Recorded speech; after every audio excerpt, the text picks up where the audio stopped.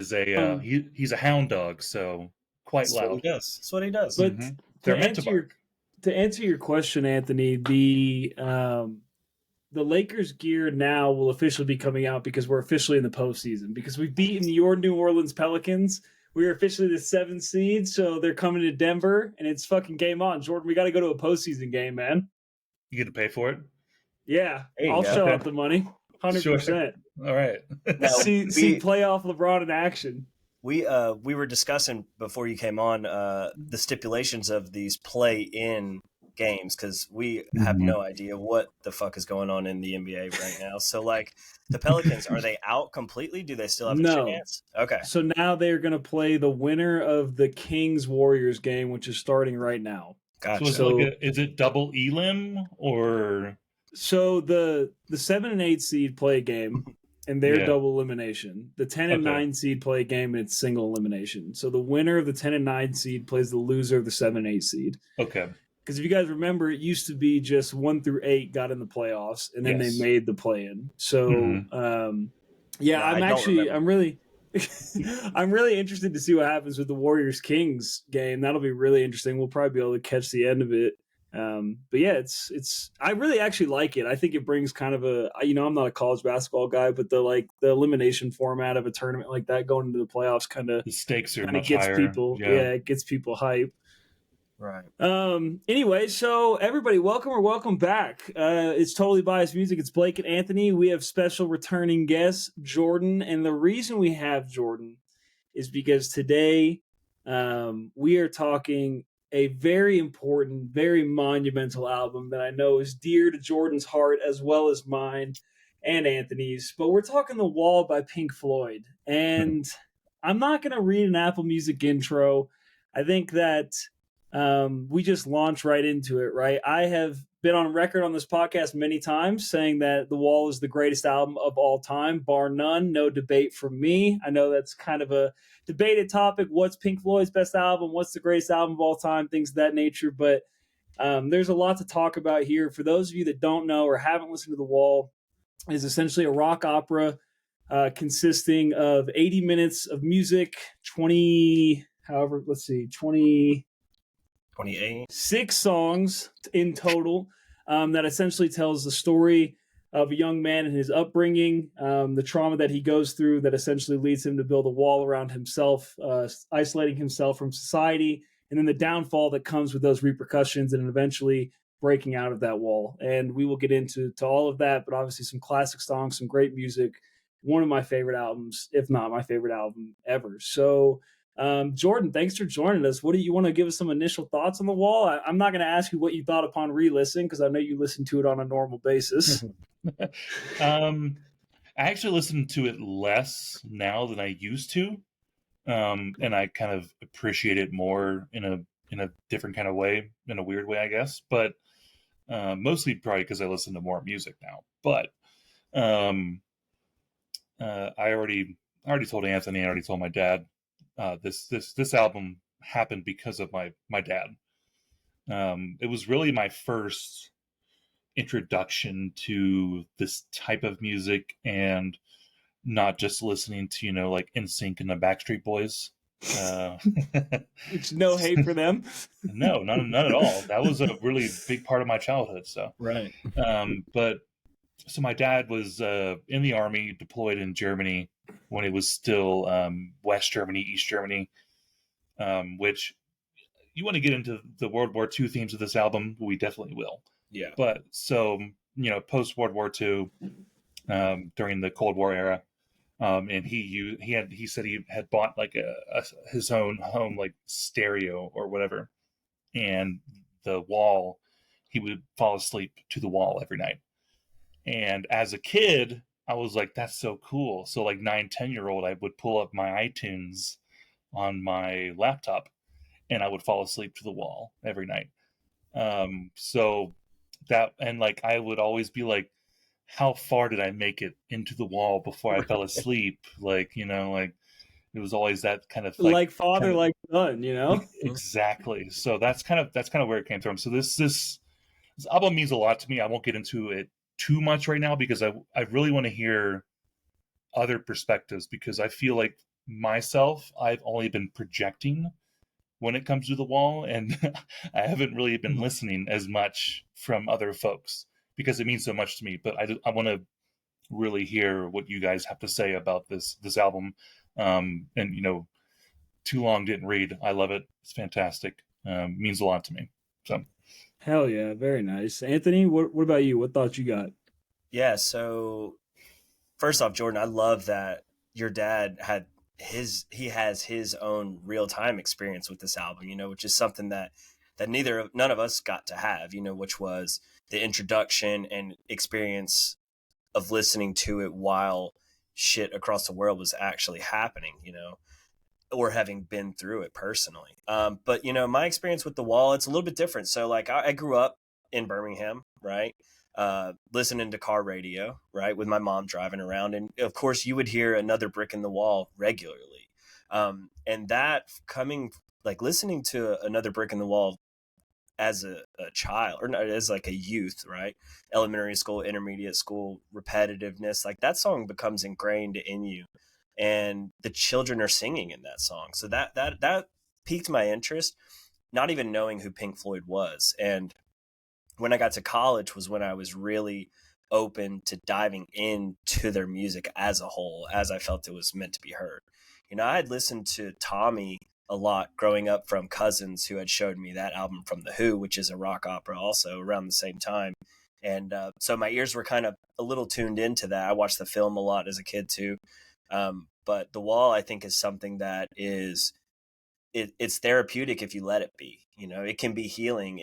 There is trauma, there is dark spots, there is a lot of climactic points throughout this album, but it starts and opens so beautifully. I think it's a beautiful piece of art, and I think necessary listening for anyone who has ears. I think it's something that, given the chance, it gets better with time. But it's not something that I listen to, on a weekly basis, if not a monthly basis. But it is something that anytime I turn it on and hear that first note, it's something that I know what I'm getting into, and I'm so excited to get into it. And it's a place that I like to hang out in for a little bit. So this is going to be fun. Very fair. Mm-hmm. Yeah, what's funny is my dad, huge Pink Floyd fan, and he always says that when he had a record player when he was younger, he said that he bought a record player and then he played Led Zeppelin 3 in The Wall so much that they started skipping and he couldn't play them anymore. Damn. But he always tells me that Dark Side of the Moon is the greatest Pink Floyd album, and he brings it up every time we talk because he wants to spark that debate. But I texted him today, so probably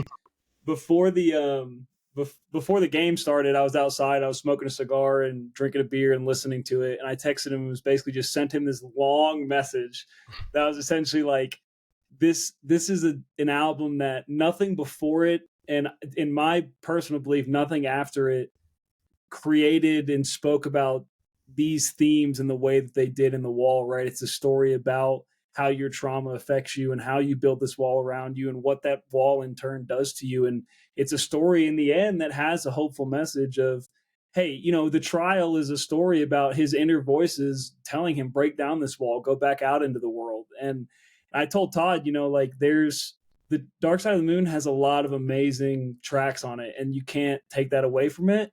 But there's never going to be another Wall, and there's never been anything like it. And his response was, that's really interesting. I hadn't thought about it that way. I can't believe that album came out in 1979. No wonder I feel so old. Yeah, right. But it was cool to just him and I always have that discussion, and I have it amongst a lot of people, but this album is like, I just don't think Dark Side of the Moon holds a candle to it. I don't know. We can jump into that for a little bit. What do you guys think? Those two, if you had to stack them against each other. I mean, I'll jump in just real quick. I think they're both concept albums, but The Wall is totally different. Yeah. I mean, it is a complete rock opera. Right. Right. And I think it's Pink Floyd coming into the best of Pink Floyd. And I don't think it's really fair to compare the two because they're both insanely great. There's also, by the way, there's 2 albums in between that are very good as well. Oh yeah, we're talking about so very true. So I don't think it's fair to compare the two, in my opinion. I think they're totally different albums. They have totally different concepts. Yeah. Okay. And you I can think, appreciate or like more one or the other.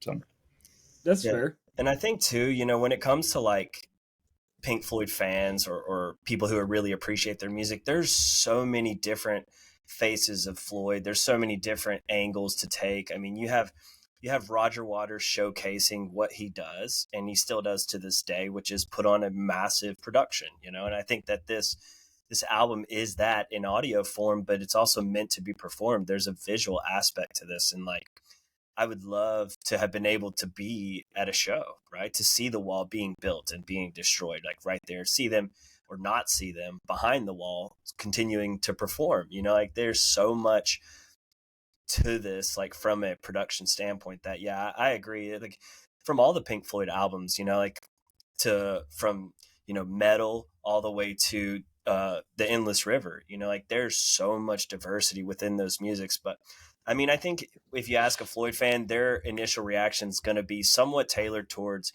Roger Waters or David Gilmour. And like that can be very influential as far as like which music resonates with you the most. But these albums are undeniable. And I think that's the crazy thing, is that even though there was turmoil and conflict within the band, there were members, Sid Barrett is a person who is like the figurehead behind so much of their music, not even performing it, right? Just the influence that he had on Roger and on the rest of the band members is in this album. It's in Wish You Were Here. It's in yeah, I mean, you can argue that the character Pink is Sid Barrett. Like you can argue that.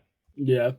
Yeah, I think that it is so telling, just with how the band, we can always think about what could have been, but in reality, what they were still able to do, it's undeniable. So I think it would probably be fair to say that they're one of the best bands to ever be, just from what they were able to accomplish given all the circumstances.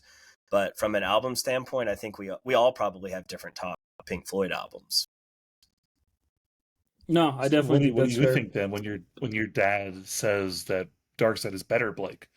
How Yeah. do you feel about that? Because obviously you Uh, like Dark Side. It's not like you I dislike do. Dark Side. I do. I think like I think my dad says it to get a reaction out of me because that's what he does. So that's part of it. I take it with a grain of salt. Like father, like son, maybe. Right. And so I take that into it. Look, I think the wall, like, if it weren't the cohesive piece, if you took out the cohesive piece of the wall and the story and the message of the wall, which I think, like, to me hits really, really close to home, and I think the reason I like it and its message so much is because it's something we all have had to go through. I think, like, basically battling, you go through a point of turmoil and you kind of build this shell up around yourself, and then you have to break free from that. And I think we all have gone through that. Leaving all of that aside, man, like, In the Flesh, A Brick in the Wall, Part 2, Mother, Hey You, Comfortably Numb, like, all, there's still, you could take 10 tracks from this and create like a hits album from Pink Floyd that stands up next to Dark Side of the Moon. So I think, like, taking that in and of itself, it just has everything that I want in a Pink Floyd album. So do I see the argument that Dark Side of the Moon, look, Dark Side of the Moon is the highest selling Pink Floyd album. It's one of the highest selling albums of all time, but in my heart, like, it's never going to beat The Wall. So Well, I mean, yeah, you brought up the singles, and the only single to reach #1 for Pink Floyd was Another Brick in the Wall, Part 2. So, which is crazy. That's crazy to me. And the only one. and I've had this debate before, and we've brought it up on the podcast. And I know Jordan and I, Jordan said, he was like, I remember there were days when Jordan and I lived together. We got drunk and sat at the dining room table and played The Wall all the way through, and I talked like it was a podcast. So we've had this debate before, but I think, look, I think the greatest band in the world is either the greatest band of all time is either Led Zeppelin or Pink Floyd, and that's my opinion. And I think, like, Pink Floyd pushed rock music not only with this album but their discography as a whole, right? Like, psychedelic rock music, kind of, they were the forefront of that in a sense. That was a different sound and a different style than the Beatles. And I don't know, I think that they in this album in particular just will forever stand the test of time. Like, if you had to press a record and send it out into the space for aliens, for me, would be The Wall, 100%. Dude, no debate for me. Yeah, and they did such a good job leading into the 80s. Like, I mean, Right. so many songs on this album are just like disco tracks that sound like they're 80s songs. And I know I've argued with Blake because Blake thinks that all 80s songs sound the same, but that's not true in my opinion. But you can tell, I mean, this album was out in 79, early 80s, you can call it. And they have so many songs that are just like disco heavy and 80s heavy. It's almost like they were leading into the era. And like, you go back and listen to their older albums, that you can hear that, like kind of classic rock sound. And this feels so new, so different compared to their other albums. No, for sure. But you have to cut me off because I will talk a lot. No, it's okay. And we know it's just for everybody. It's going to be a long episode, so strap the fuck in. So look, the album it's 2 discs, but I think the album really is broken up into 4 parts. So the beginning of the album, from In the Flesh to About Another Brick in the Wall, part 2, is kind of Pink's, the main character of the album, his story of his reflection of his upbringing, the death of his father, things of that nature. The second part, him being an adult, starting with Mother, going to About, Goodbye Cruel World, or really Another Brick in the Wall, part 3, is kind of him filling up with this self-loathing, building this wall, this rage he's having inside of him. The third part is kind of when it gets into the second disc. So Hey You is Pink basically starting to question what he has built up around him, and the falling apart of basically his life due to this defense. And that kind of ends with Comfortably Numb. And then you get into the very end where Pink kind of starts to lose his mind, views himself as a fascist dictator, starting with The Show Must Go On, and then ending with the very last song on the album, Outside of the Wall. So I think that what I did was really pick the song off of those 4 parts that were my favorite ones. If you guys want to break it down that way, or if you want to just do your top 3, you definitely can. But Jordan, if you want to lead us off, go for it. 4 parts is hard for me. I might do a top 3. Yeah, right. That's fair. Which is also even more difficult. I mean, I had to pull up the list here, really, and I had like some sort of, introspective conversation with myself before this, and it still didn't help. It's a never-ending conversation. It still didn't help, yeah. But so I think Blake described it very well. The beginning to end of the album of, his Pink's birth and his mother contributing to his, the scaries outside of the wall. So building this wall, you can, he lost his dad early, which I don't know if it's Roger Waters and Syd Barrett, or one of them lost their dad during World War II. Oh, for sure, Roger. Sid. For sure, no, for sure, Roger. Was it Roger? Yeah, for Okay. sure. Yeah, so imagine this really heavy event in the world, and you lose your father during this heavy event, and it's kind of a burden on you. It's like, oh, well, I didn't know my father, and this really tragic thing was going on, like World War II, and my dad died, and your mother is obviously terrified of like airplanes. You can hear that, like she's like, look, mommy, there's an airplane in the sky. Like, he's so naive and young, but the mom is like, no, airplanes are scary. Right. That means terrifying things. I think Blake explained it very well, of a child growing up very young and this mother helping him build this wall. And you can, in defense, say his school teachers as well as his wife helping build this wall. Through that, like you get to part 2 of the album, or what you would say part 3 if you're doing double sides. He's in the wall. Right. He's inside the wall at this point. So I think Blake described that very well. Thank you, Blake. Of course. But I think there's one song I would put as number 3 that while he's inside of the wall, it feels very terrifying, but such a really good song. I would say "Waiting for the Worms." Um, it's just like it's Terrifying is a great word it's a for that song. terrifying song, but it's like when you're listening to this thing in order, like "Waiting for the Worms," it feels like this like it's like this climax before the stop. You know, that's the next song. They stop, and then Pink is like, "What am I doing? Like, am I doing the right thing? Like, is this wall what I need?" Like, so he's so introspective at that point. Waiting for the Worms, it's like so heavy and just like, oh, and it leads into this like crazy climax, like at the end. So that's why I like Waiting for the Worms so much. And then Nobody Home, number 2. Nobody Home is just probably the prettiest song on this album. I can't help but listen to it anytime it comes up through, you know, my shuffle or whatever. Um, Love that song, and that's Pink again, just kind of talking about his wife, and he's like, "I'm in my wall now at this point. I've built myself into this. Like, it's my fault. This sucks, but you know." And apparently on that album, the producers called a long distance telephone calls to get like a real reaction of like a wife cheating on a husband, basically.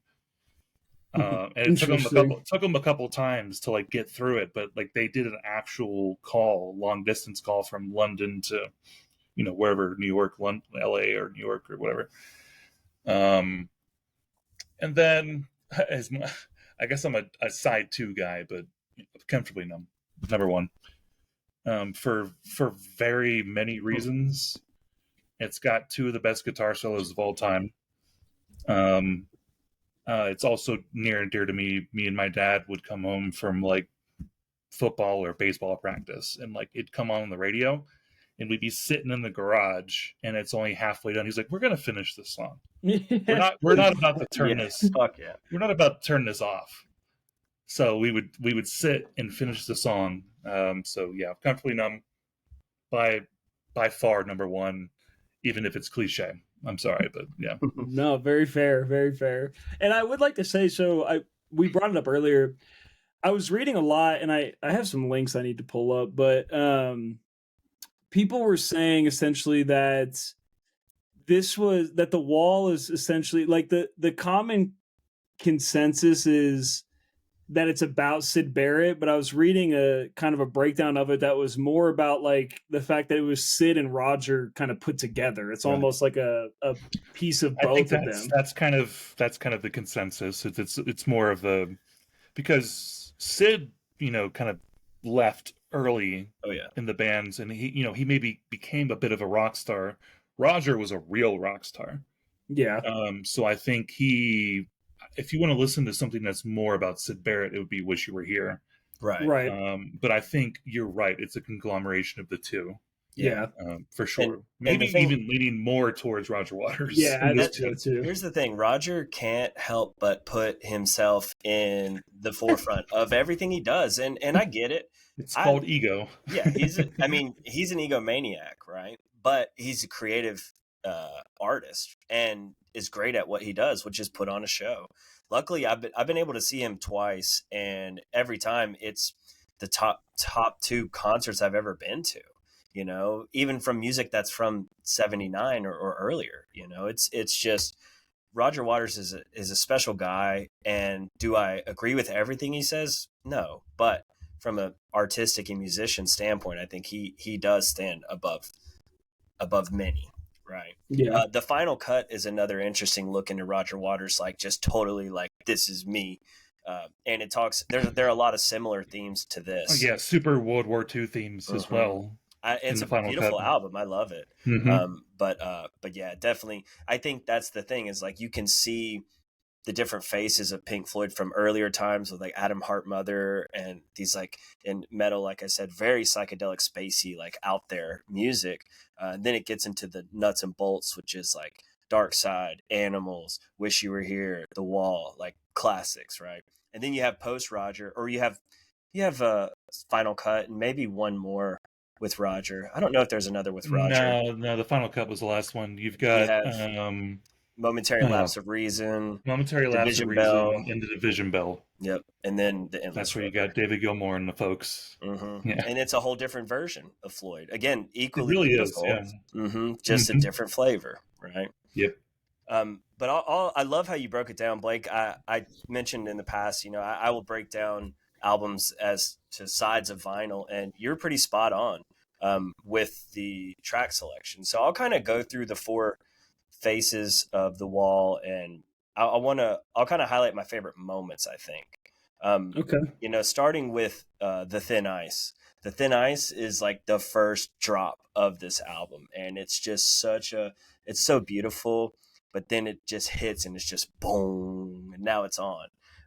So the Thin Ice is just it really just, it's the send off for me. It's the preparing yourself for what you're about to get into, and you already know it's going to be beautiful, but that song is it's very fragile until it crashes. So I love that. The next side, I mean, I have to combine Goodbye Blue Sky and Empty Spaces. Those two together, Empty Spaces, I just love that, the way that he's telling everyone, just watch how we do this. But the way he's singing, it's very sonic. It's very like pulsating. It's very like out there, and for this time period, this was a lot of experimental stuff, with electronic music and synthesizers. I was going to say, and not to interrupt too much, but Okay. How do you guys feel about, there's so many interludes on this album? There's a shit ton. There's so many interludes to where it's like, you can call it a song, but it's like a minute. I see minute 14, minute 13, minute 27. Like, it's like they're trying to convey something. The thing I like about not necessarily with music, but like with so many themes. So like, how do you feel about the interludes in this album? The thing is, like, I like the fact that there's a lot of albums that we've reviewed, that we've listened to and talked about, where the interludes feel forced, or they're not adding anything, and they're not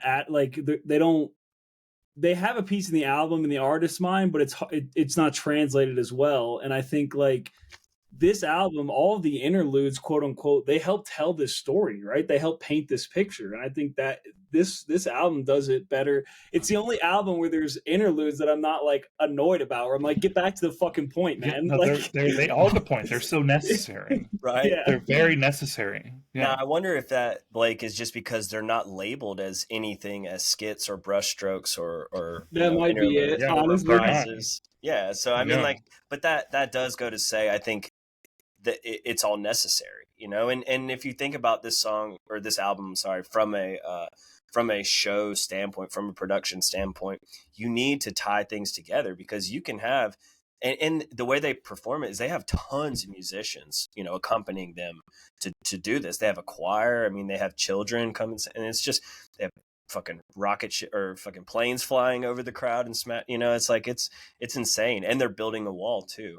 But to put it together like that and deliver it with the songs, I don't mind them at all, man. I think it's totally, it only makes sense, because as you start to listen, you can't listen to Goodbye Blue Sky without hearing Empty Spaces start, so it's like it starts to make sense, I think. So that part, Goodbye Blue Sky, Empty Spaces.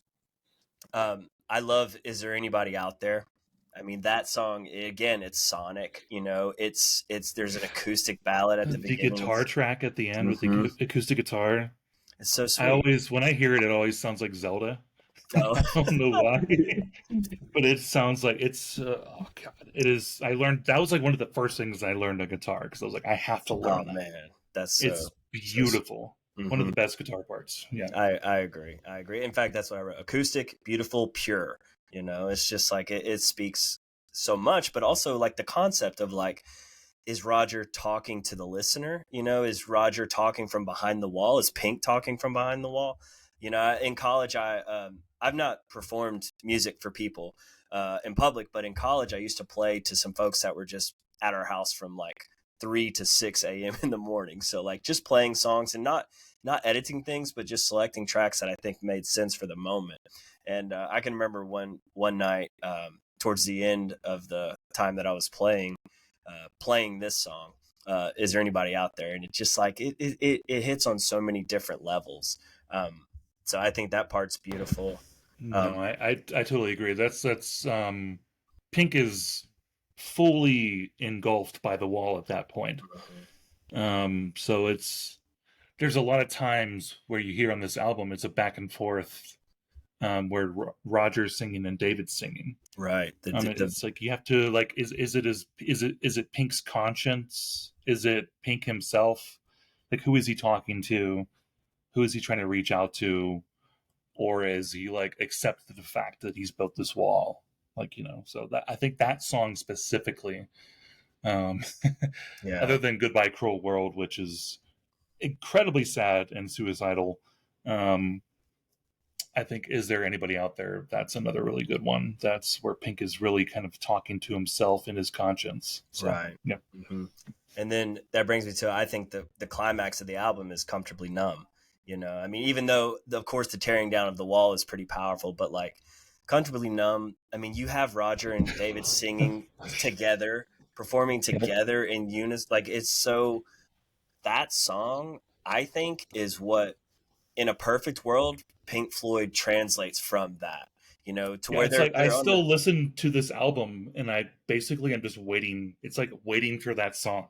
Mm-hmm, exactly. Because it is the climax. You're just waiting for that song. Mm-hmm. And once it hits that song, it's like you're just goosebumps. Like you're just like, yep. Exactly. This is it. And like I said, when you have two, like, and they're all musical geniuses, I firmly will stand on that. But like when you have David and Roger doing it together like that, where it's so complimentary, it's so like, damn, I wish that could have stayed, like that could have just been. But one of my favorite lines from The Outsiders, nothing gold can stay. It's like, enjoy it because it's recorded, it's there, we can always go back to it, but it can't last forever. But that like I said, that's the real climax of the album for me. The last side, I'm not a giant fan of the last side. I do love The Trial because it's like a vaudeville. It's just Roger doing his Roger thing where he's like, all right, everyone come out, we're just gonna be fucking. Well, it's like you get all the characters from the entire album. Mm-hmm. They all come together. Yeah. And it's Pink is, having this internal discussion with himself. It is the trial. Right. With his wife, his school teacher. He's got everybody in there at that point throughout the album. Right. And once the judge comes out, it's like he's judging himself. And I don't know. I love The Trial. I don't know if you've seen the video, and the judge is literally ass cheek, and he's got balls as like his chin. Well, dude, and like the chorus of everyone in the background, tear down the wall, tear down the wall. It's like so good. Well, that's dude. Because like he's reaching that point. He's like, fuck it. Like I need to like. Yeah, I gotta go back. Like, this is not good for me. Yeah. Like this is not good for me. Like I'm going back and like maybe I love all of these people, but like they did not contribute to my life in a good way. Yeah. So like I'm tearing down this wall, and you get into the outside the wall, and Roger is quoting, his very beautiful poem, and it feels like it's like he's just like this. It feels like such a relief after the end of this album. It feels like such a relief. Right. But I don't want to, again, intrude too much, but Roger ends the song with like, weren't we where? And then it like cuts off right away.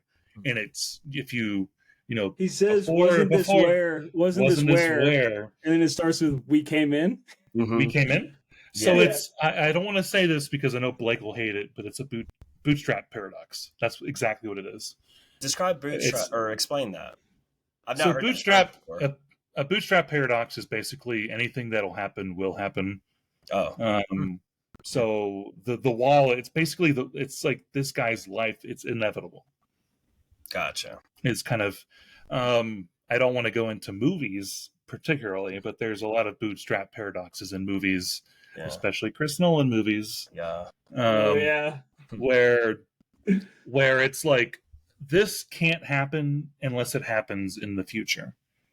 Yeah. Well, So that's it's kind of a that's I have not heard many people talk about the wall that way, but the way that Rogers ends it and starts it and it just Yeah. keeps going, it feels like a bootstrap paradox to me.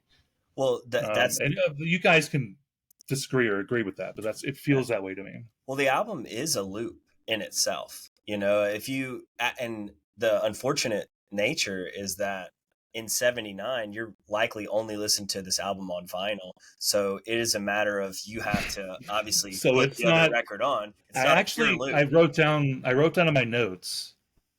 So when you're switching to side 3, I guess, because it's all a full double album, Right. when you go into Hey You, I like the fact that you have to switch to vinyl, because when you're listening to it on Spotify, it's like it goes too quickly. It's seamless. Yeah. But it makes so much sense when you get to the end, because it loops outside the wall. So like, yeah, the vinyl thing like makes so much sense in the end. Yeah. Right. Exactly. But I think that's such a I love that. I love the accordion, you know, at the end, you know, just kind of, again, it's a send off. It's like the ship leaving the dock, you know, and just kind of sailing back home. Right. But then if you want to, you can go right back into it. And I love that kind of concept of a piece.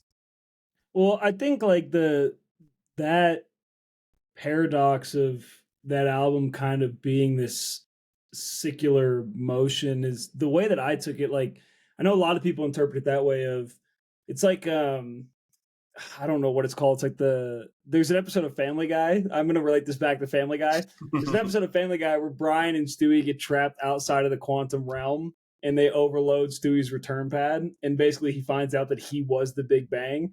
And he calls it like the quantum. That's literally a bootstrap Yeah, he paradox. calls it like the quantum something paradox, where he's like the universe created me, so I could create it, and vice versa. But like the way that I viewed it was like when I listen to it, the message that I get from it is you're bound to repeat this cycle if you don't learn from your mistakes. That's what I took it as, because it is a secular thing and it is a repeating thing and it is, hey, this is going to happen again. But the message of this album to me is the trial, like if you take away Outside of the Wall and even those just the last words of Outside of the Wall, this is a happy album in the sense that he breaks free, like he learns from his mistakes and he moves on. It is a happy ending, right? And I think like it's basically, I think and I don't know their minds, I don't know what they were thinking, but to me I register it as if you don't learn to grow from your mistakes like Pink did, then you're bound to repeat them. And that's how I have always taken it. And that's what I texted Todd earlier. I told him those are the last words, this is the first words, and it's basically their message of, hey, if you don't learn from it, it's going to happen again, and it's not a cycle that anybody wants to repeat. And so that's kind of the message that I took from it. But you know, as with art for anybody, everybody's going to take something different from it. But that's a fantastic perspective, and unfortunately, I think I was the one who got us off topic. But we are talking about top 3. Yeah, right. Yeah, sorry sorry about that. What was your final top one?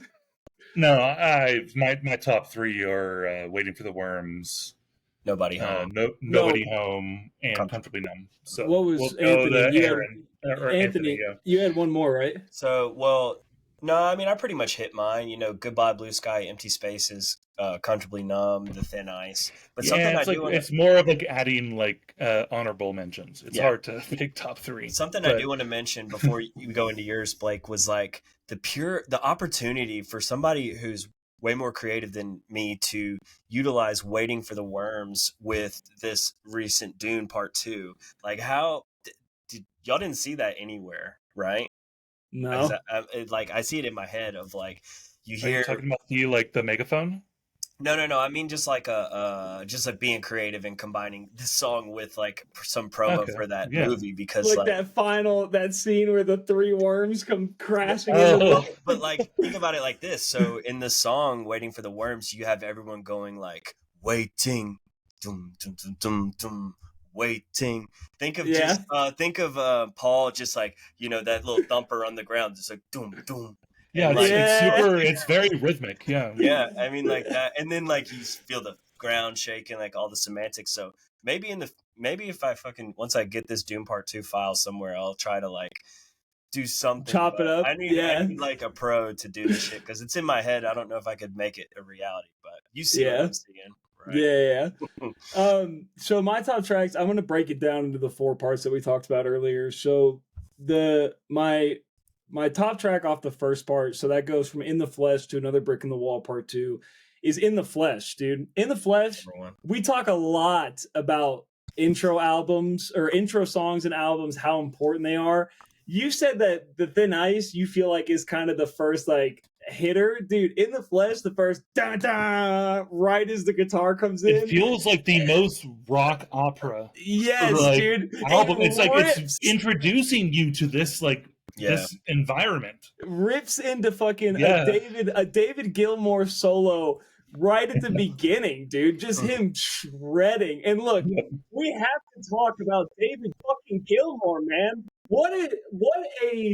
I don't know, like, if you could talk to anybody and that listens to music regularly and you said, name me your top 5 guitarists, I don't know who would put David Gilmour on there, but he belongs on there. This dude fucking shreds, man. And In the Flesh is a great intro of like, David Gilmour came to play, man. He's ready to rip it apart. And so I love In the Flesh. Roger Waters and the entire band is basically nothing without David Gilmour. Right. Oh yeah, I hate 100%. to say that because they did have a pretty good career without him with Sid Barrett, but David Gilmour is he's not a shredder. He doesn't shred on the guitar.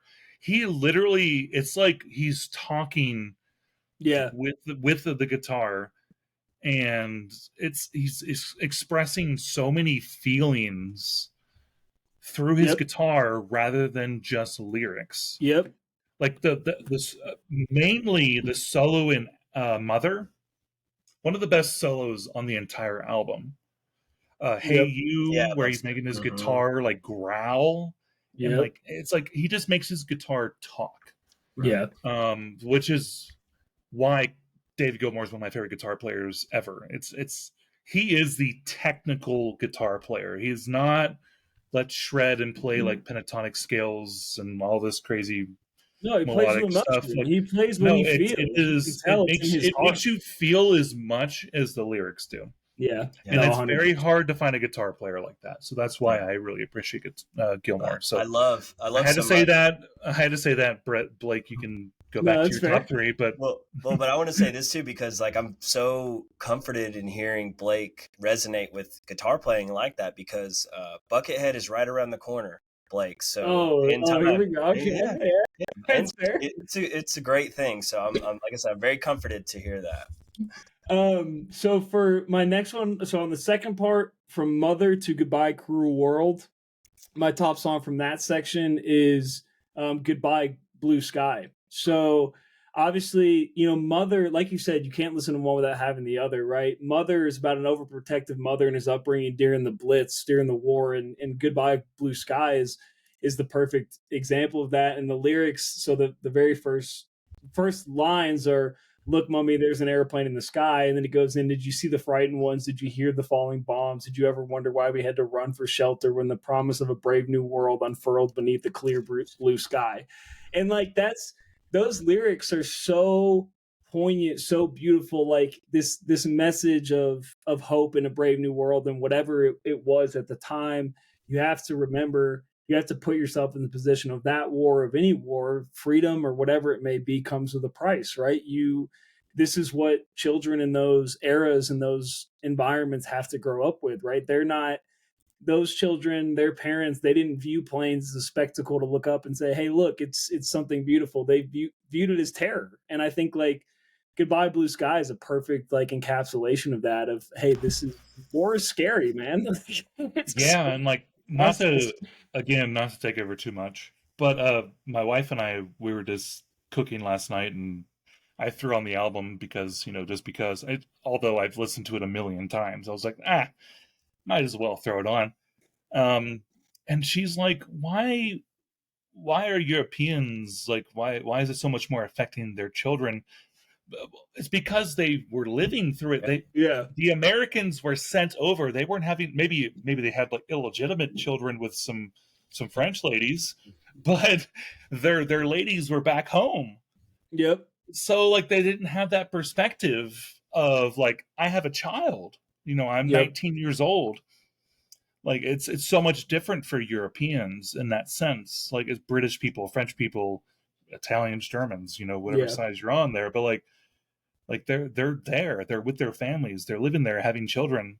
So I think it was a really cool thing to talk about, because like the Americans did not experience that, really. Right. Because No, they're getting sent over at the age of 18, and their girlfriend is back in Wisconsin. Like, so like it's totally different. Yeah. And that's something that I thought about last night that was very interesting. That song too, it's the shift from innocence to wartime, and I think it does, because it's so beautiful, and then where it goes to, I think that it impacts so much to the listener. And I love that perspective too of like worlds apart, like people in the US not knowing what that life was like now can kind of live vicariously through that and realize, man, I do not know what it's like to live in that world. Yeah. So the third part, Hey You, Going to Comfortably Numb. This is really, really hard for me, right? Because this section has Hey You and Comfortably Numb in the same section of the album, but I have to give it to Hey You. Man, Hey You, and look, Comfortably Numb, I'm going to pick 5 top songs because I still have one for the last section. I'll put Comfortably Numb after Hey You. But Hey You, like, the verse going into the guitar solo, right? Hey you, are you out there on your own, sitting naked by the phone? Would you touch me? Hey you, with your ear against the wall, waiting for someone to call out. Would you touch me? Hey you, would you help me to carry the stone? And then the lyrics that rip my heart. Open your hearts, I'm coming home. And then David Gilmour just goes the fuck in, dude. And something about the Hey You solo, more than the Comfortably Numb solo. If I put on Hey You, I used to religiously, I swear to God, I used to go snowboard by myself. I would pick a run that I knew I could just run top to bottom.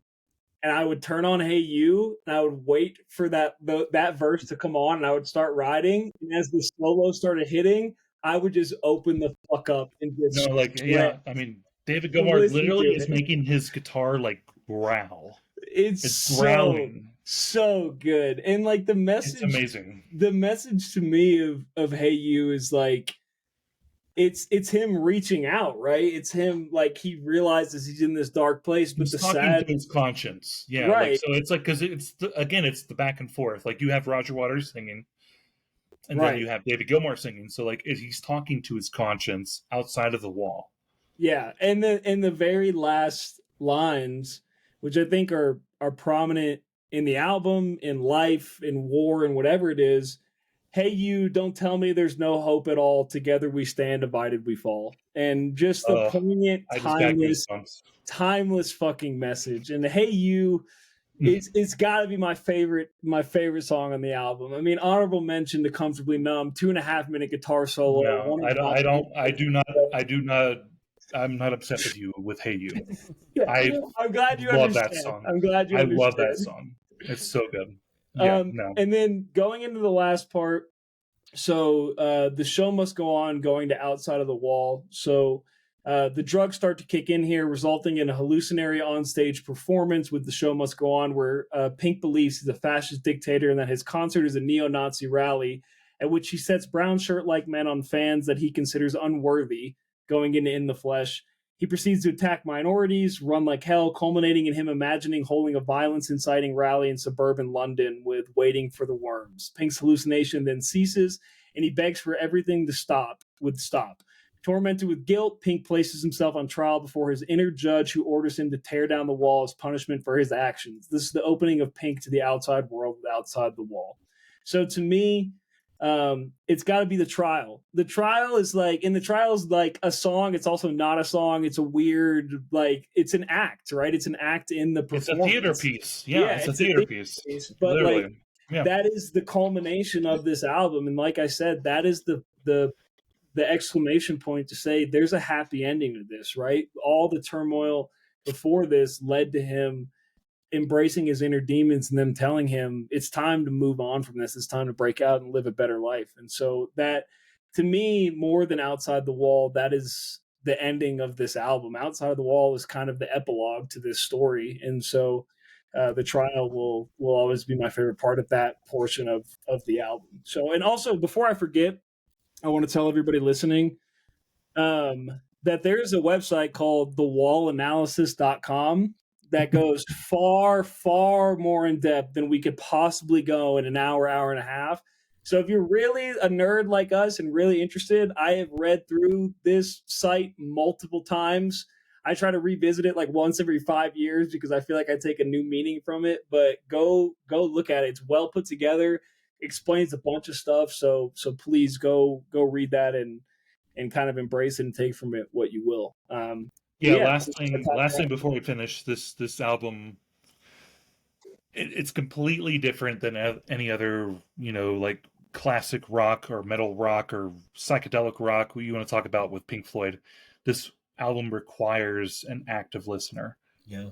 And I think that's important for this album because you can listen to it and be like, well, I don't understand what's really going on like here. Like this, it seems like a lot. It is a lot. You have to ingest and digest, and like there's a lot going on with this album.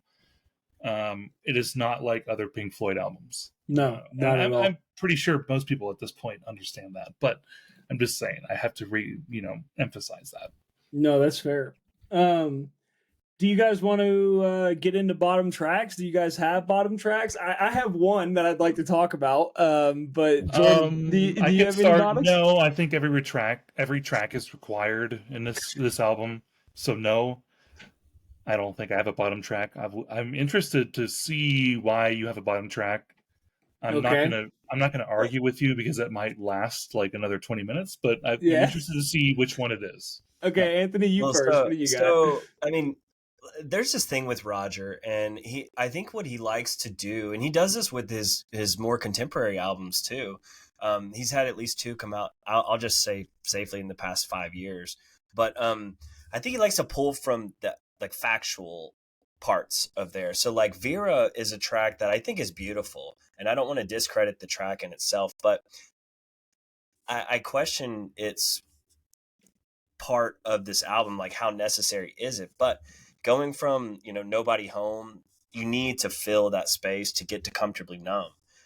So Vera, I think, is a beautiful ballad. Now, again, I don't know if how necessary I feel it is, and again, I can't not say I love the song, but I see so much Roger in there that I'm like, oh, come on, like just like step back. I said I wasn't going to interject. Here we go. Give it to me. Give it to me. Okay, so like, what about Vera, especially, doesn't you just feel like it doesn't fit, or because the way I see Vera, it's about Vera Lynn, who's a very old time. You could call her a rock star of her time, and I feel like it's Pink. Pink is like looking at this like old rock star and being like, you were amazing at one point. You were my favorite thing. This is what I adored. This is why I became a rock star. And what have you become? Like at this point, he says that, Vera Lynn, what have you become? What has become? So you're saying he's throwing shots at Stevie Nicks? Is that what you're saying? You're saying Nicks, shots fired at Stevie Nicks right now? Vera Lynn is totally different than Stevie Nicks, by the way. But no, like I feel like it's Pink like becoming like it's his perspective within the Wall as a rock star. Like maybe I'm a bit shit. Like maybe I'm not the best. Like maybe I am not as good as everyone thinks. Like I used to really adore this person of Vera Lynn, and like what have you become? Yeah. So that's my perspective, and I think it is an important song on the album. Yeah. I think just when I think of this album, I think like purely conceptual. But then when you throw out a name like that is based in reality, it really makes it concrete in a sense versus it being like 100% abstract in a sense, right? But like That's I said, fair. the song is That's fair. beautiful. I Sure, could yeah, listen to bringing it this back to song, reality maybe takes you out of it a little bit. and I can understand that, but no, that's Roger, and that's what he that does. yeah, and like Roger probably is obsessed with Vera Lynn, so maybe that's There's maybe that, probably why. That's probably why it was but thrown like in there. in But seeing, I understand why it's there. there you go, right? Yeah, but like that's like there gets to points where Roger, even like in present day, like he can't help himself, you know. And like I said, I think it comes from a good place because like it just recently seeing him a couple years ago in Nashville, um, he name drops all these people who have been either prosecuted or you know, terrorized in some sort of way, which I think, like I said, that is just who he is, and that's what you're gonna get. um, like I said, don't think it's a bad track. I love the track, just kind of a little sidetrack from conceptually where I'm at in the album, but like I said, if I'm gonna pick anything, that's where I'm going. But I love it. Yeah, the only reason I protest is because Vera Lynn is probably like an honorable mention for me. Love that song. Gotcha. So. Yeah. All right, Blakey, let's hear it. You're gonna hate this, Jordan. You're gonna hate it. But let me tell you something. Young Lust sounds like every shitty 80s song that I fucking hate. It sounds so out of place. It takes away the psychedelic rock and just trades it in for butt rock bullshit. And I fucking hate it. I like the message. I understand it. What are they doing? What is happening here? They're grooving. Fucking sold out to play some AC/DC ass type fucking 80s music. And every time it comes on, I'm like, derails my thought process. Get it off the fucking album. That's my thought on Young Lust. And I stand by that, by the way. I don't care what Jordan's about to say. Let him hear it. I mean, I don't think I'm going to change your opinion. It's fine. I think, but like I said this earlier. I mean, you can call this butt rock. This is not butt rock. This is disco, like funk, R&B, yeah, jazz. Like it's not butt rock. So you're wrong there. By the way, it's not AC/DC. It's not Motley Crue. Like, Whatever it is. It's just not. It just is too 80s for me. Which is, whatever. But first of all, this album came out in '79. They were doing these themes, these motifs before they were a thing. So it's however you think about that song. But like, I think Young Lust, whether you hate the song or not, like it's a very important moment in the album. It's an important moment in the album, but here's the thing. It's a lot like when I see Jordan shank a drive on the golf course, and I think to myself, he's better than this. I know he's better than this because I've watched him be better than this. And when I get to Young Lust, I'm like, they're better than this, man. They can do it better than this. I've heard it. I heard it in the past 8 tracks. So what's going on here? What's going on, Roger? Got a little too coked up for this one, or what happened? No, I don't know. If you're gonna shit on Young Lust, you should shit on Another Brick in the Wall Part 2, because they're both disco tracks. They're both disco tracks. So that's all I'm gonna say. yeah. I mean, whatever your opinion, I respect it, but I disagree wholly. Yeah. I mean, I think it's classic Roger bass line too. It's just dum dum dum dum dum dum dum. So I would suggest, Blake, find an instrumental version of that song. Get the vocals out of there because the vocals are very jarring. I'm just a new. I mean, it comes out that way. But I think, I don't know. I'd like to say over time it'll grow on you, but we've had a lot of time with this album. Yeah, we've had a lot of time. Maybe Blake is just stuck in his ways. He's in his wall right now. So getting into reviews, before we get into that, just want to say The Wall sold over 30 million copies, the second best-selling album in the band's catalog behind Dark Side of the Moon, the best-selling double album of all time, and one of the best-selling albums of all time overall. Rolling Stone has it as number 129 out of 500 on the top 500 greatest albums of all time. Pitchfork does not have a review They have it. Wait, hang on one second. They're scared. Those Yeah, but just bitches, say they're they cannot scared. touch that album because they know they might lose all their funding. So they on their top 100 greatest albums of all time, they have it as number 32, which is pretty high up there. And yeah, so I mean, I think we all know critically acclaimed album, one of the highest selling albums of all time. You guys know that It did not get great critical reviews to start. I'm sure it didn't. But It did not. looking back, But everybody, upon its tour and everything, right, yes, initially, because of the troubling, there's a lot of weird things that happened in terms of money and all that stuff, but it did not get great critical reviews to start. That's fair. So before I get into mine, what do you got, Jordan? Out of 10. Do I have to say? Yeah, right. It's obviously it's a 10 for me, man. Like this is an album literally like I think it was Anthony that was saying or Blake that like once In the Flesh comes on, I'm like, all right, I'm locked in. Yep. We're gonna listen. Time to lean forward in the chair. Cut everything off for an hour and a half. I'm gonna listen to this album. Like, yep. Yeah, I can't help myself. It's a 10 out of 10. Very fair. Anthony, what do you got? Yeah, nah, I have to agree, man. 10 out of 10, though not my favorite Pink Floyd album. I might save that mystery for the future, but yeah, man. I mean, it's an undeniable piece of art.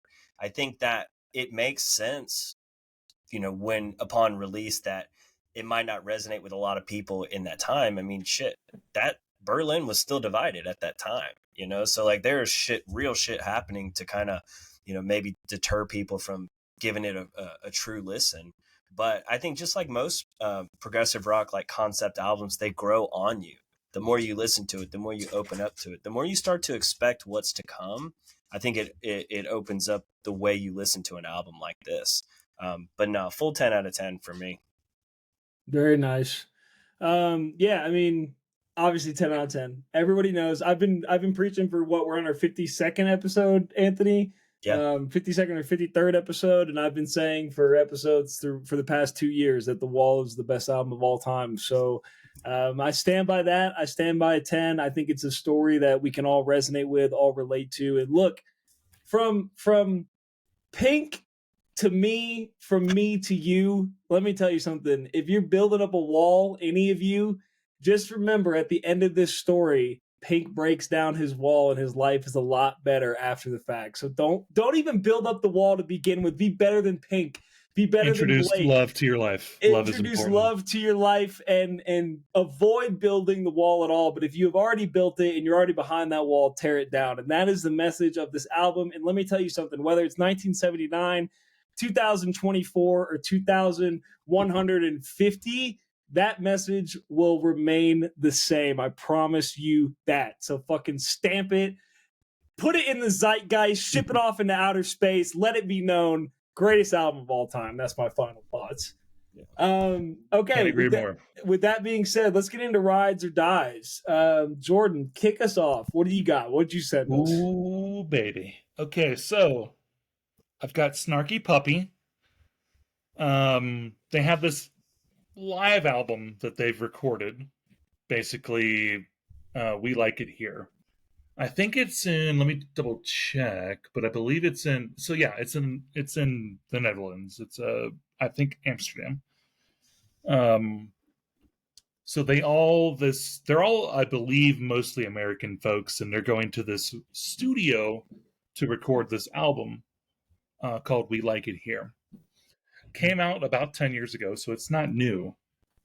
So I don't know if you guys have heard it before, but so basically they get into this studio and it's quite compact and everything, and you got all your producers behind the glass and everything, but they're all wearing headphones, and they actually have a crowd of, I don't know, 20 to 25 maybe ish people who are also wearing headphones because, amps and drums it's way too loud. It's going to be, congested, but they're all wearing headphones.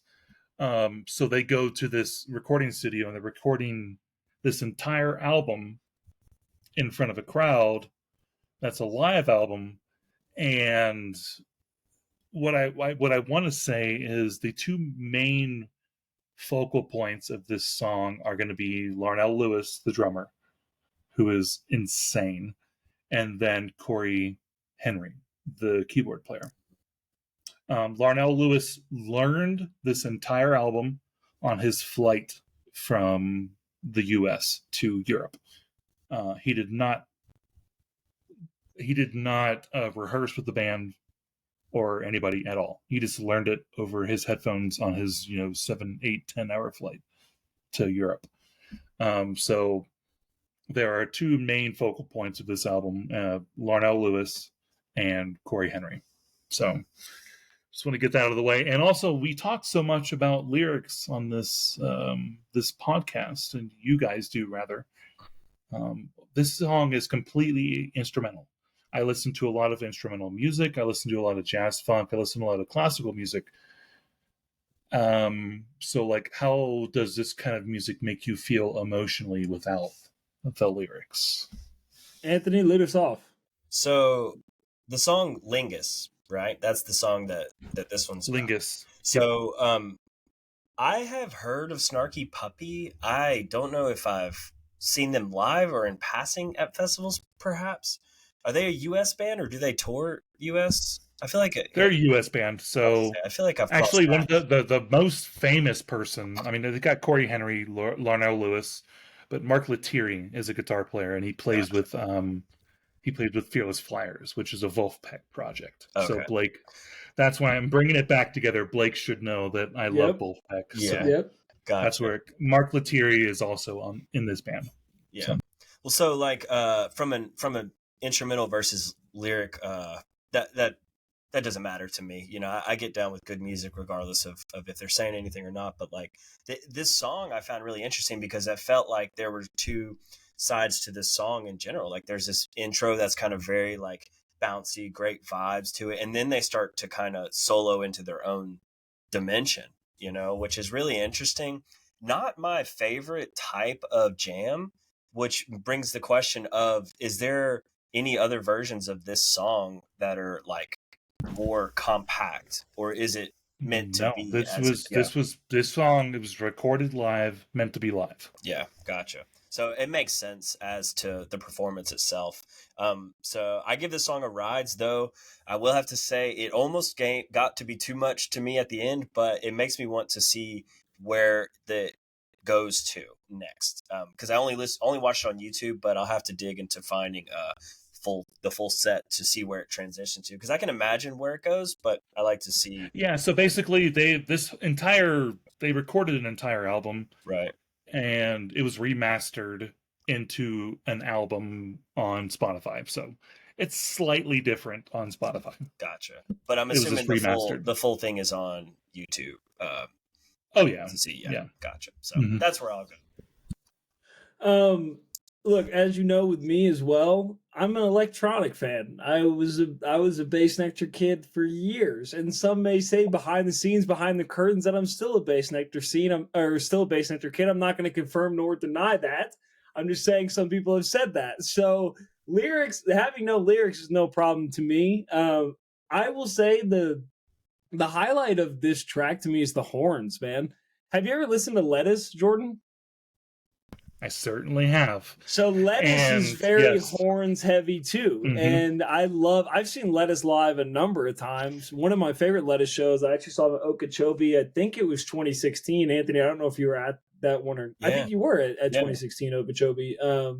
But I believe it was that year that Lettuce played. And I love Lettuce. I love the horns. And Trey Anastasio band, actually, they kind of get into some horn shit every once in a while, which is a nice dynamic to see him work with that. So I like the song a lot. I think it rides for sure. It's jammy, and I like there's a moment probably about 2 or 3 minutes in where it goes from the horns into like a nice little kind of guitar riff thing. It's not really a full solo, but it's like a nice riff, and it's just it's a vibe. And anytime, like, if you can bring the horns and you can make them work, it's a fucking bop, 100%. So big rides. It's not like this band isn't like it's not like big band, right. But these horns are so tight, yep, throughout the entire song. Yeah, and first of all, they're not they're not even like reading like. So I grew up. I was in band and all that stuff and like whatever, but they're not reading sheet music. These guys are so just tight. vibes, just They're solely so off of tight vibes. for like 11 minutes. They are Yeah. tight as hell.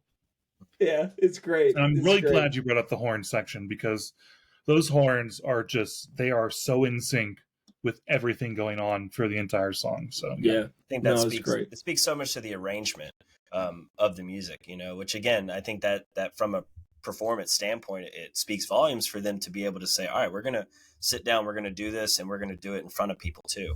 I think that's pretty cool. Anthony, what do you got for your rides or dies? I'm excited to talk about this one. You go next, and then I'll go last because it's going to lead into film talk and stuff like that too. Okay, that's fair. So I picked Closer by Kings of Leon, but here's the caveat. So Closer is off of Only by Night, their 2008 album, but in 2010 they released Come Around Sundown, which is my favorite Kings of Leon album, and Jordan and I were actually listening to it on the golf course the other day. I fucking love this album front to back. It reminds me of my sister. It reminds me of high school. Carly and I used to ride around. She used to throw this in her Honda CRV. We'd let that shit rip. It was great, but at the end of the expanded edition, there's a Closer Presets remix. So Presets, I don't really know who Presets is. I think it's like an electronic group, maybe. I don't know much about them, but I picked it because it's a Kings of Leon song, so it's kind of a broken down version of Closer by Kings of Leon, where it's really just super vocal heavy. There's very little music in the background, very little instrumentation, and it's a version of the song that I really, really like. And I think the lead singer of Kings of Leon, I think his vocals really, really shine in this version of this song. So that's why I picked it. But Jordan, what do you think? I have thoughts. So I am a big fan of Only by the Night. I remember specifically going to the Smoky Mountains up in Chattanooga and riding around in the Ocoee River.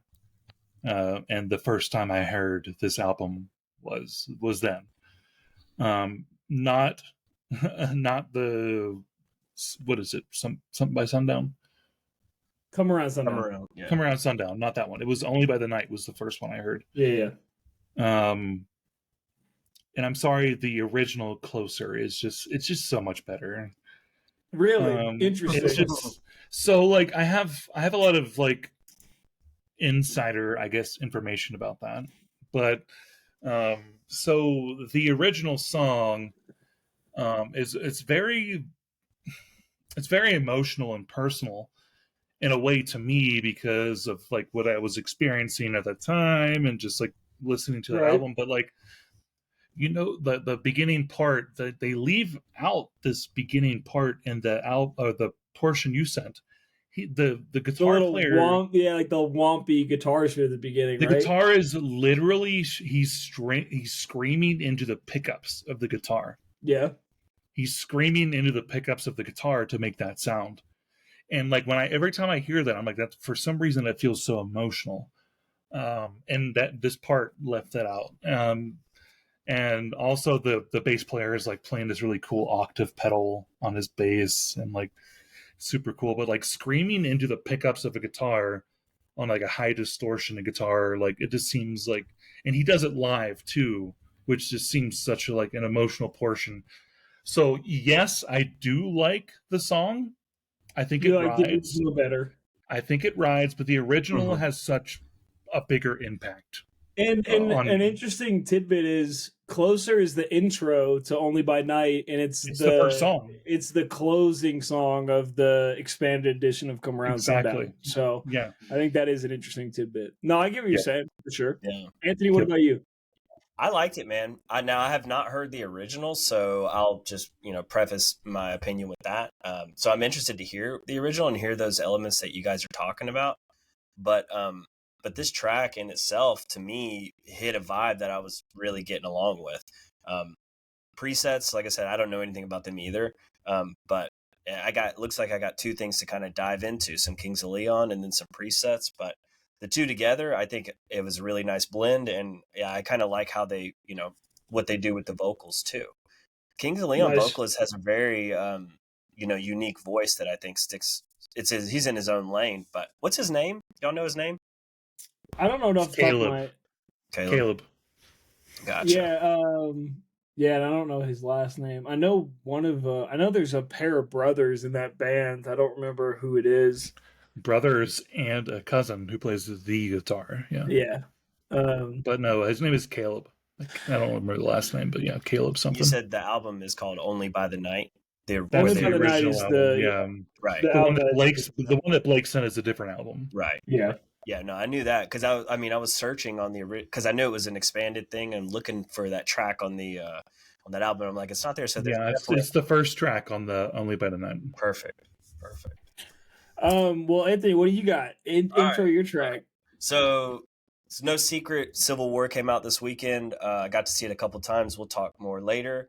And then we're also going to talk Annihilation, and those two movies are so interesting in their own right, but it brings me to Tool. So My Ride or Die is a track called Right in Two by Tool, which is about divisiveness. It's about humans who can't help themselves but take something for themselves or want to take something that could be pure and just fuck it up, and I think that is such a telling track from all standpoints. It's over and over. It's talk about monkey killing, give them thumbs, they make a club, which makes me think of the opening scene in 2001, where, these monkeys are around this obelisk, and then there's this monkey who gets a bone, I think, and they just start killing each other, and it's very telling, I think, of human nature, how it's unfortunate when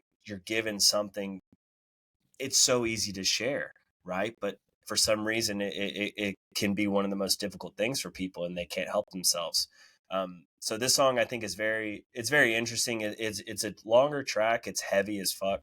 But I think if you sit down and kind of let it resonate in your brain, we've all seen it happen. We've all seen, injustices to each other, or having things where, like I said, there should be no reason to be fighting, but in reality, this is the world we live in.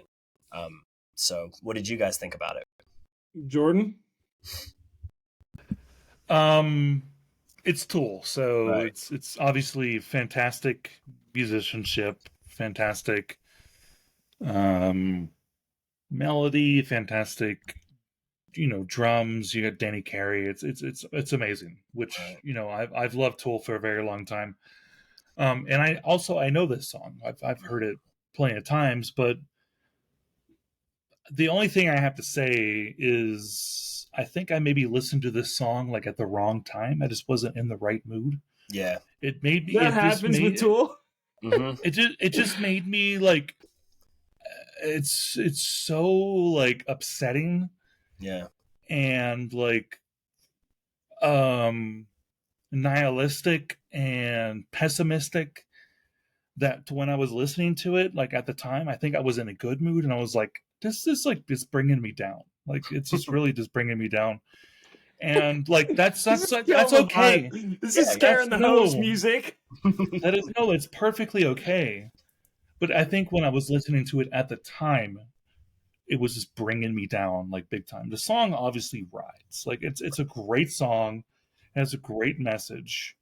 But I think I'd recently heard like about the Iran and Israel, like shit that's going on, and like it just like I don't know, it just brought me down. I was writing a really really happy, optimistic vibe.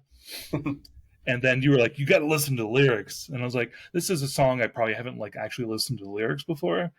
And I listened to the lyrics and I was like, God, man, dark, I feel like, I Yeah. feel really sad right now. Like, so like nothing like against, obviously I love Tool and I love this song.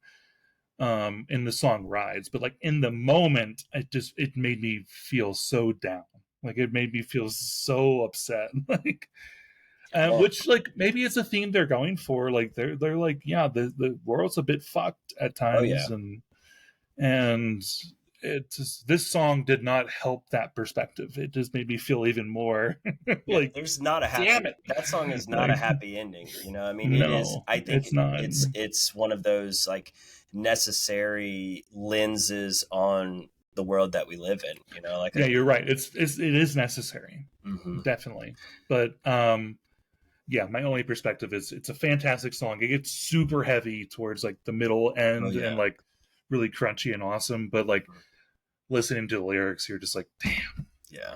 I will so say upset right now. I loved it. Hard Rides for me. Tool is like how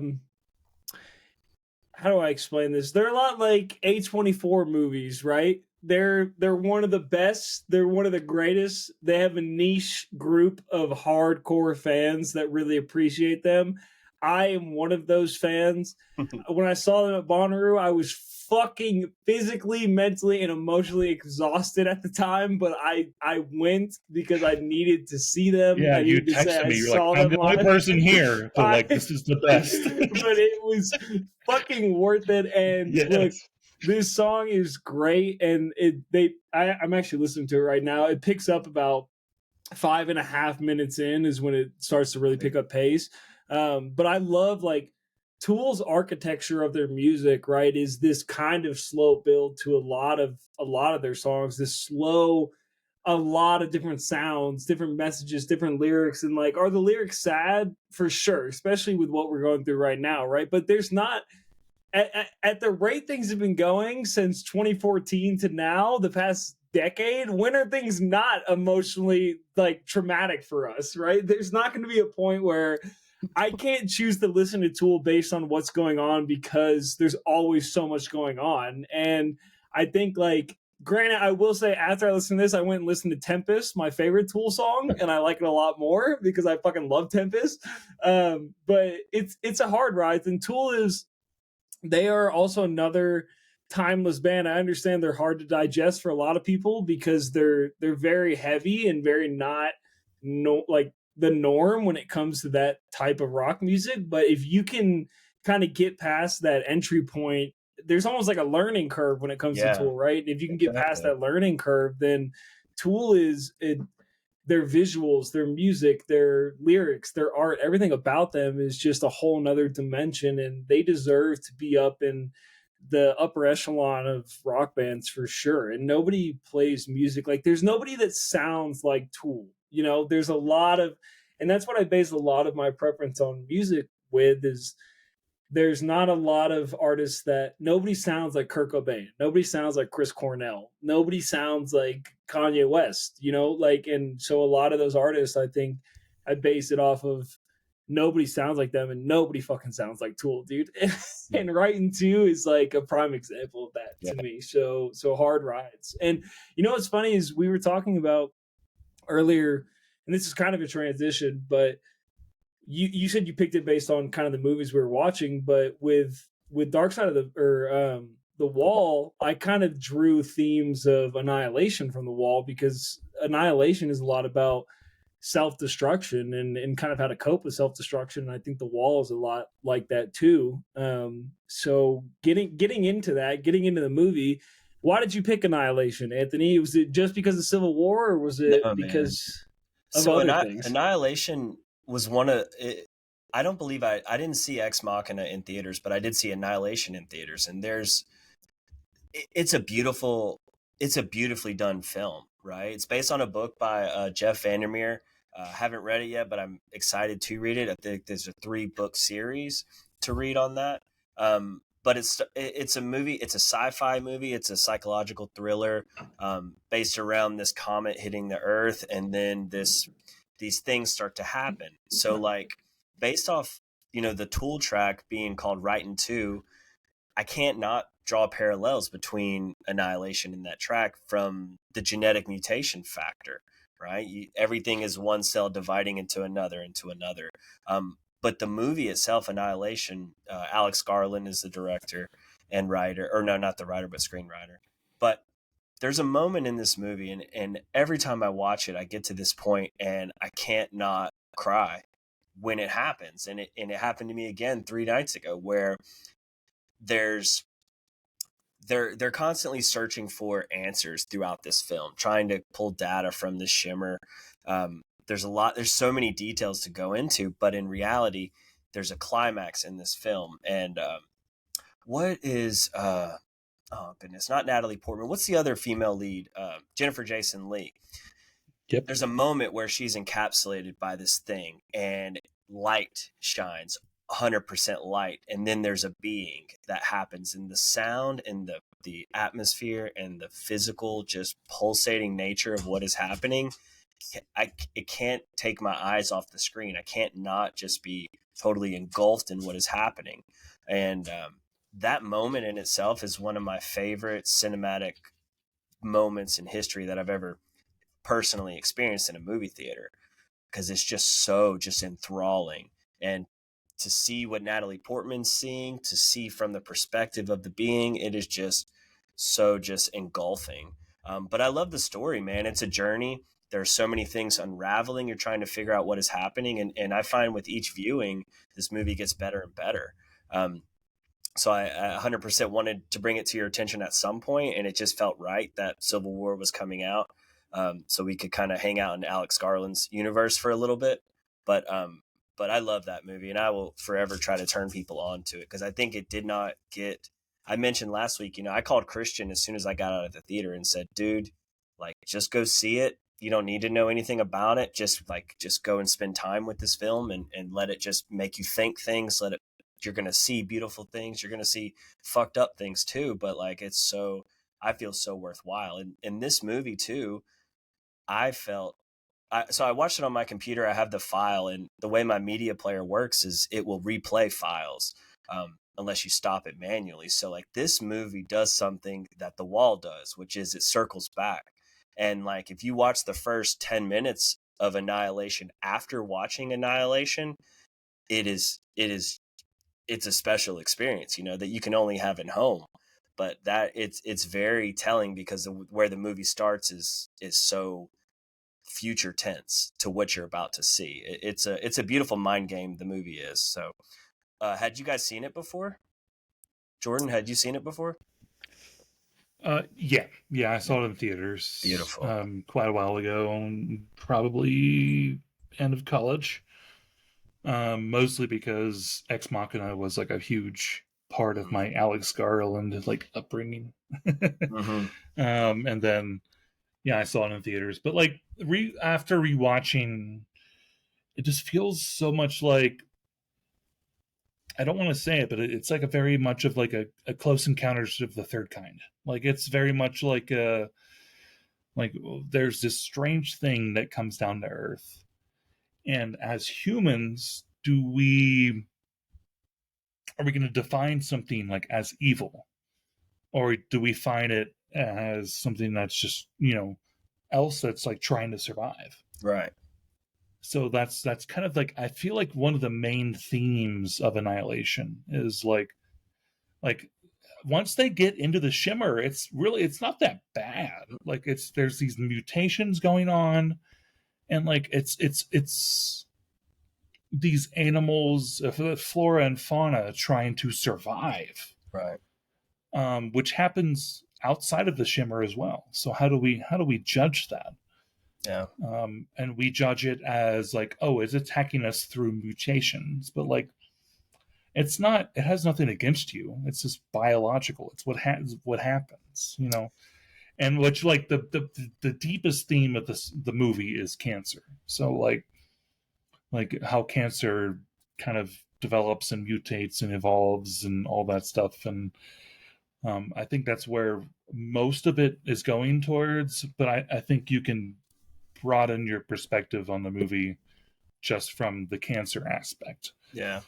Well, that's the thing. I think it's hard. I mean, with Garland, I think it's hard to narrow down any specific, like, this is what this is about, right? It's totally open-ended, because even there's nothing to fight in this movie, right? There's only this essence that is just ever changing around us. And I think if you were to, you could probably link it to just a sense of creation, right? Of just sure. of an origin. What do you want to call it? Dangerous? it's No, not really dangerous. Like it's just trying to survive. it's what it is. And I think there's this Yeah.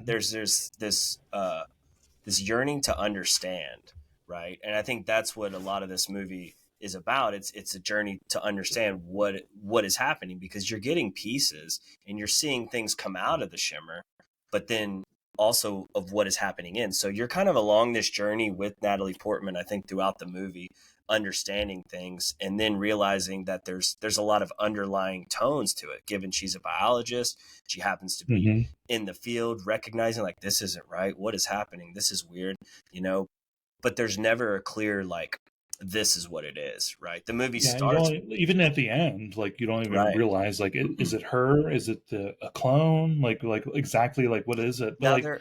I think Yeah, the main point of the movie is like, it literally is like, how do we define evil?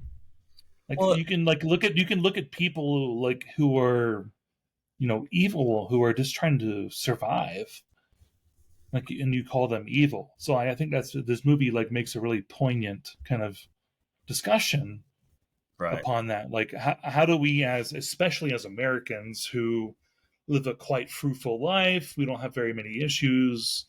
It's not that distasteful or disturbing, but like we see things that are going on in the Middle East or Africa or even parts of Eastern Europe or whatever.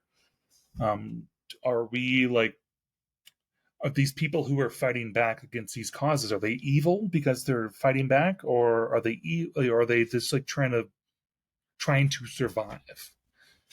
Like Right. I think that's kind of the part of the movie is like it's about that portion. So.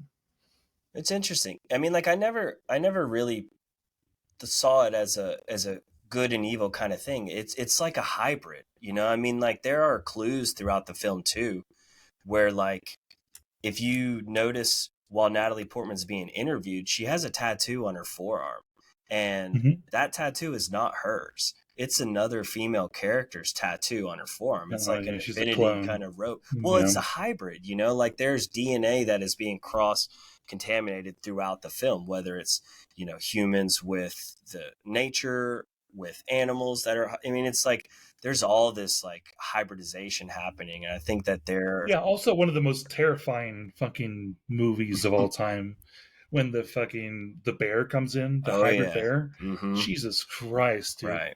that And is incredibly terrifying. it's screaming the human voice It out. is Yeah. so scary. Wow. But yeah, just to my final point is, I feel like it's how do we as humans, when something um that's not a part of our normal life, how do we define it as evil or a good, or like how do we approach it? Yeah. That's how I kind of define this movie. I Like, think that, like, so here's the thing. Alex Garland, so he is a step above Zack Snyder in the sense that Well, quite above. he Zack Snyder, we talked about a couple episodes ago, made Dawn of the Dead. Phenomenal film. now he And Zack Snyder, he remade. remade Dawn of the Dead. Phenomenal film, and he coasted off that success to create mediocrity for the rest of his career, and will continue to do that. Alex Garland, Ex Machina, is one of the best films I have ever watched. It's horrifying, it's thought provoking, it's beautiful, it's great. Everything that he does in that movie, and I don't know, I'm assuming he wrote it. He's a writer and a director. It's phenomenal, and I think what that has allowed is him to not create mediocrity. That's not what he's doing. He's creating good movies, but nothing to me that he has created has reached the heights of Ex Machina. Now, going into when I first watched Annihilation, I didn't like it at all. Like, I left and was like, that was not a good movie. Upon rewatching it, I liked it a lot more. And I think like there is a assumption that the message is about cancer, but like Anthony has said, it could be about a number of things. It's kind of your interpretation of it. It's about whatever it is, cancer, a disease on Earth, or however you want to view that, evil as Jordan has viewed it, things of that nature. And I think that message is poignant and important. And I think, look, visually, fucking beautiful. The scene where she's in the hole and all the shit going on inside that hole is like, it's crazy to watch. And the sound in that movie is phenomenal. And there are things about it that I really, really like, but the story in the movie as a whole, I don't know. I like, and I don't need a direct messaging. I don't need a, this is the point, this is the message, this is the bad guy, this is the good guy. But to me, like, until she has that confrontation with what is her like alter self, or however you want to view it, it actually reminds me a lot of, and we'll get into this later, Civil War. That like the acts leading up to the third act are so much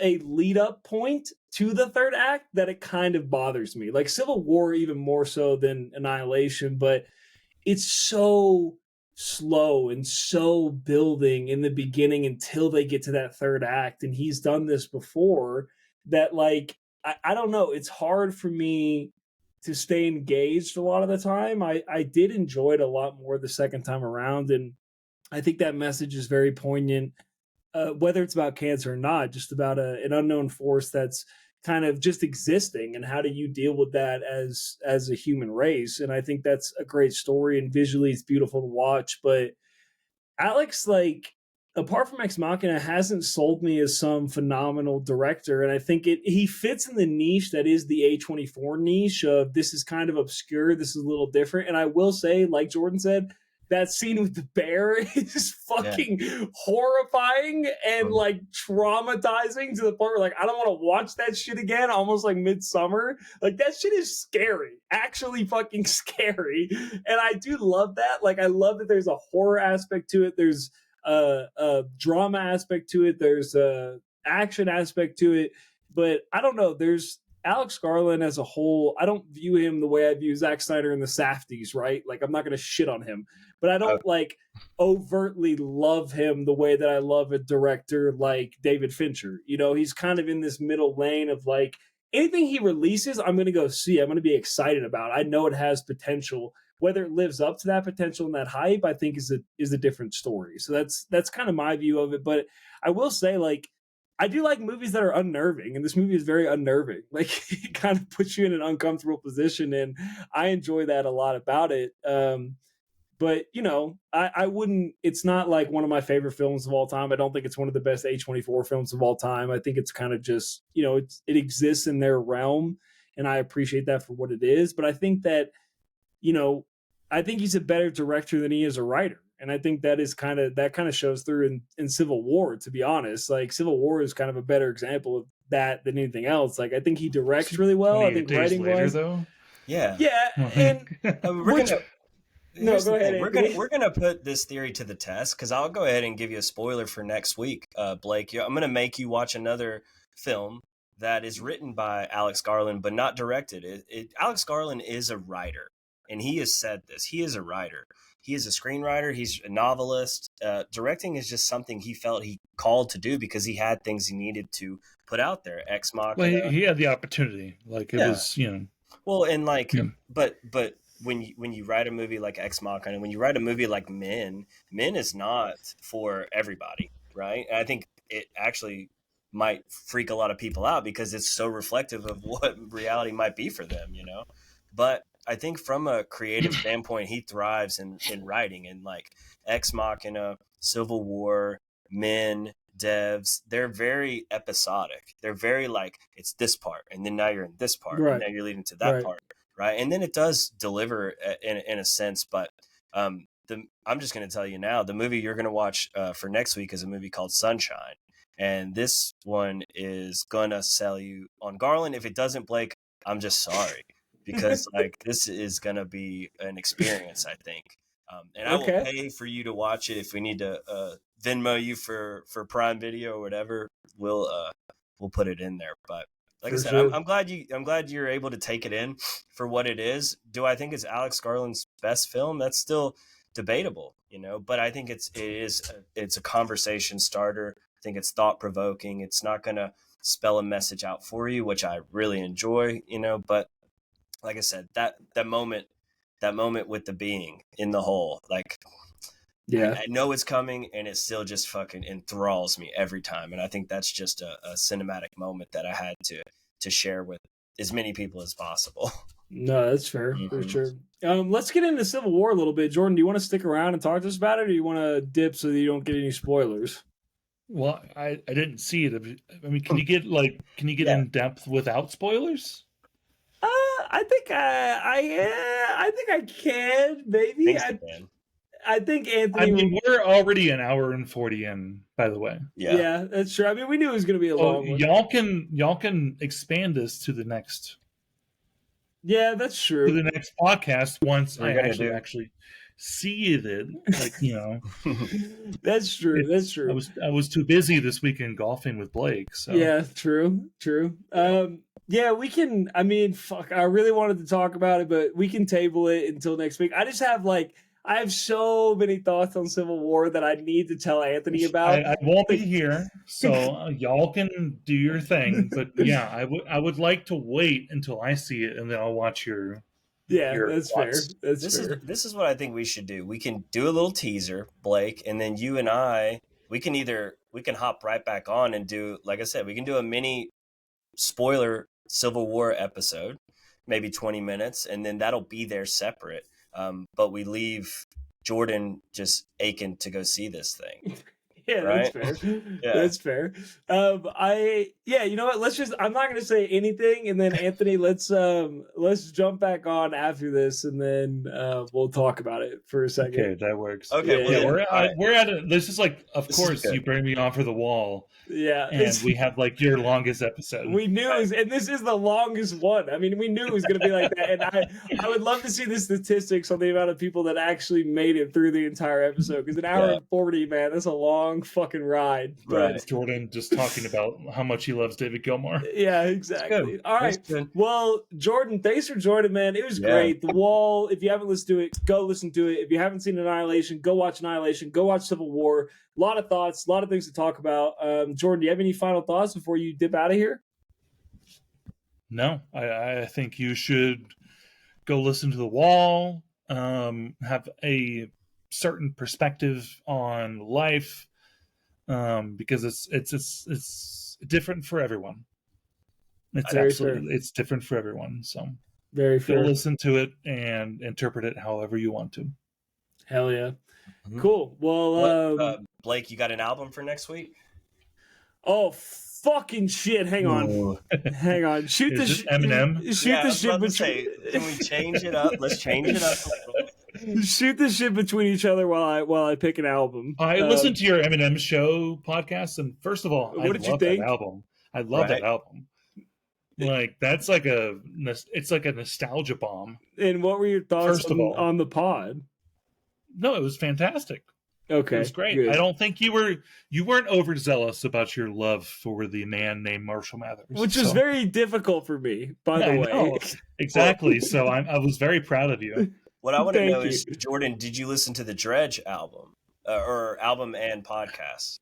I did, and I was very upset with Blake's consensus. Okay. Oh Thank my you. god, I knew that shit was I coming. needed that validation because I know I'm not alone out here, and Blake, You're not. Blake's got to by the tear way. down the wall and just like keep He going. wants to call it like fucking like Christian rock. I don't It's even- just not. Oh, It's man, not. that just goes in one ear, out the other, and I'm like, That's how man, you know whole that time, Jordan's actually been listening to the pods. Oh, yeah. too. I have That been. I I've been listening. He's been screaming from his. I from said it his was house. Christian rock. Yeah, Uh, you did. You said that multiple times. Yeah, you did, Well, bro. look, it was the vibe it was giving off, and that is what it is. That's not my fault. All I wanna Okay, say- Yeah, go ahead. we're gonna do and I can't remember. I can't scroll through all the episodes right now to check, but we're gonna do "Good Kid, Mad City" by Kendrick Lamar. If we have not done it before, if we have not done Good Kid, Mad City, or if we have done Good Kid, Mad City, then our backup album is Nitro Insano by Kid Cudi. So the quote unquote deluxe album from Kid Cudi from Insano. But I don't think we've done Good Kid, Mad City. So we're going to do that. And then if if we can get a guest on, we'll try to bring a guest on to listen to that. But if not, we'll do the Kid Cudi one. Christian's ass out here. Fucking, I know, right? He's so good. He's so good on the pod. Get that motherfucker out of here. He is, but he's just too good for us. Story of our lives. Apparently. Story of our lives. Are you scrolling through, Anthony, to see if we've done it? Yeah. Do you know what the album cover looks like? Yeah, it's like the car in the front. It's like looks like an El Camino almost. Okay. Straight out of is it on Compton. fire? No. Okay, never mind. No. All right, that would be So, yeah. Woodstock, Portugal of the Man. So it should be. I think we're in the clear. So Good Kid, Mad City, Kendrick Lamar. Is that the album where he's like, yeah. That's his day. Oh, God. I got some stories to tell. His first album, his first major studio debut. So we'll do that. Beautiful. All right, hell yeah, Jordan. Thanks for joining us, everybody. If you made it an hour and 45 minutes in, thank you. Thanks for fucking listening. We appreciate it, Anthony. I'm gonna go make an old fashioned, and then we'll get back into this. Sounds good. All right, guys. Have a good night. Jordan. Peace. Do this.